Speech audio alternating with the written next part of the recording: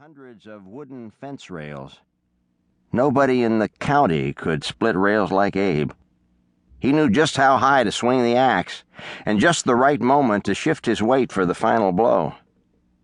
Abe was handy with lots of tools. He knew how to hammer and saw and how to cut hay. He could skin the hide of a deer or butcher a hog into a month of meals.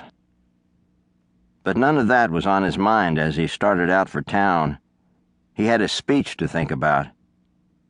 Abe's long strides covered the ground quickly. 5 or 10 miles was nothing more than a good stroll to him. When he lived in Indiana, he walked 9 miles each way to school.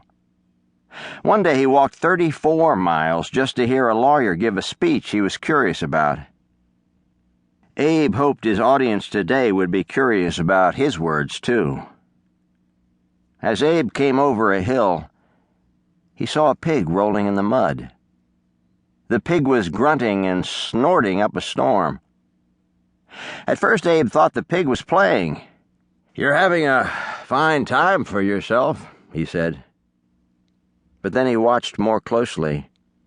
He realized that the pig was struggling. "I do believe you're stuck," said Abe.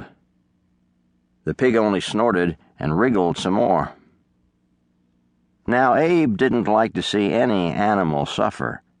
When he was 8, he shot and killed a wild turkey outside his cabin. Seeing that dead bird had left a funny feeling in his stomach.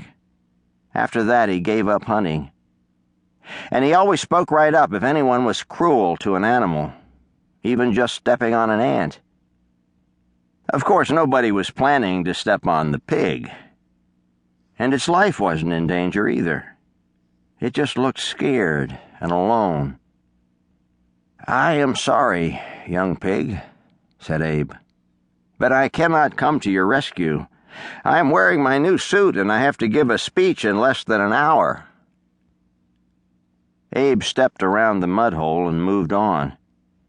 He tried to put the pig out of his mind. His speech was what mattered. He thought about all the people who would be coming to listen to him. "Keep thinking about that speech," he told himself. But it did no good. His thoughts kept returning to the poor little pig. Finally, Abe stopped in his tracks. A pig might not be a person, but it still deserved his help. Abe sighed and returned to the mudhole. The pig was still there. "Easy," said Abe. "We'll have you out in 2 shakes." Now, Abe was a champion wrestler. Folks reckoned him maybe the best wrestler they had ever seen.